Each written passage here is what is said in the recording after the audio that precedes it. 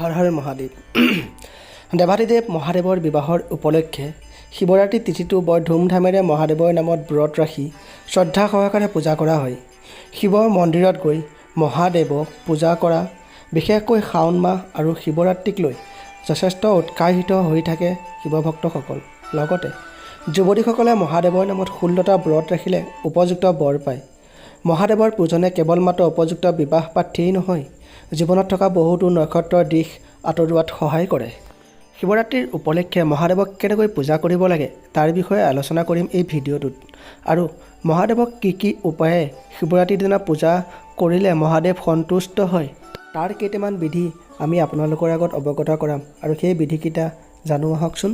মহাদেৱক সন্তুষ্ট কৰা 1 নম্বৰ বিধিটো হৈছে মহাদেৱৰ পূজাৰ বাবে গা ধুই শুদ্ধ নিকা বস্ত্ৰ পিন্ধাটো নিতান্তই প্ৰয়োজন হয়। আপুনি যদি মহাদেৱক পূজা কৰে প্ৰথমে গা ধুৱক, তাৰপিছত শুদ্ধ বা বগা কাপোৰ পিন্ধি বা নতুন কাপোৰ পিন্ধি মহাদেৱক পূজা কৰিব। দ্বিতীয়টো বিধি হৈছে শিৱলিংগত পানী, গাখীৰ, মৌ, দৈ, ঘি আৰু চন্দনৰ প্ৰলেপেৰে পূজা দিব। এইভাৱে কৰা বিধিটোক মহাদেৱৰ অভিষেক কৰা বুলি কোৱা হয়। 3 নম্বৰ বিধিটো হ'ল শিৱলিংগত বেলপাত, পদুম ফুল, ধতুৰা ফুল আৰু বগা ফুল দান কৰিব লাগে বা বগা ফুল লিংগত দিব লাগে। আৰু 4 নম্বৰ বিধিটো হৈছে ঘিউৰ চাকি জ্বলাব পাৰিলে বহুত ভাল, যদিও মিঠাতেলৰ চাকিও জ্বলাব পাৰে। ধূপ জ্বলাব, লগতে কপোৰ জ্বলাই আৰতি কৰিব। বাদ্য হিচাপে টিলিঙা বজাব পাৰে। বিশেষকৈ ডম্বৰু বজালে আৰু শুভ ফল পোৱা যায় বুলি কোৱা হয়। শিৱপুৰাণত শিৱ বাবাক পূজা কৰোঁতে ডম্বৰু বজোৱাটো ভাল বুলি কয়।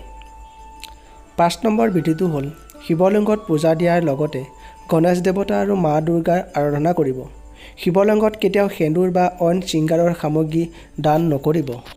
শিৱলিংগত পানী দিওঁতে তাত তুলসী পাত মিশ্ৰিত নকৰিব, অথবা তুলসী পানী শিৱলিংগত অৰ্পণ নকৰিব। যদিহে আপুনি ঘৰত শিৱলিংগ স্থাপন কৰিছে তেন্তে শিৱলিংগৰ লগত নাগ দেৱতা জড়িত কৰি ৰাখিব, কাৰণ শিৱ বাবাৰ লগত বা মহাদেৱৰ লগত সদায় নাগ থাকেই। 8 নম্বৰ বিধিটো হৈছে প্ৰসাদ হিচাপে পঞ্চামৃত অৰ্পণ কৰিব পাৰে, বেলফল প্ৰদান কৰিব পাৰে। বেলফলৰ প্ৰদানে মানুহৰ আশুৰ আৰোগ্য কৰিব পাৰে। প্ৰত্যেক দিনাই অৰ্পণ কৰা বেলফলে আপোনাৰ জীৱনৰ দীৰ্ঘায়ু কৰিব। 9 নম্বৰ বিধিটো হৈছে ঘৰত যদিহে আপুনি শিৱলিংগ স্থাপন কৰিছে তেন্তে আশে-পাশে মা দুৰ্গা আৰু গণেশ বাবাৰ ফটো বা মূৰ্তি ৰাখিব। 10 নম্বৰ বিধিটো হ'ল নাৰিকলৰ পানী শিৱলিংগত নাঢালিব। নাৰিকলক গোটা ফল হিচাপে আগবঢ়াব পাৰে। আমি বহুতেই শিৱলিংগত নাৰিকলটো ভাঙি পেলাই তাৰ পানীখিনি শিৱলিংগত দিওঁ, কিন্তু নাৰিকলৰ পানী শিৱলিংগত ঢালিব নালাগে। নাৰিকল যিহেতু এবিধ ফল, সেইকাৰণে তাক আমি ফল হিচাপেহে শিৱলিংগৰ আগত আগবঢ়াব লাগে।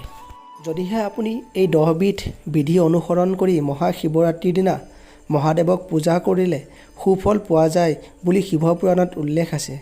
গতিকে সেই বন্ধু বান্ধৱীসকল, যদিহে আপুনি ভগৱান শিৱক পূজা কৰিব বিচাৰে তেন্তে এই 10টা বিধি মনত ৰাখি পূজা কৰিব, তেতিয়াহে সফল হ'ব।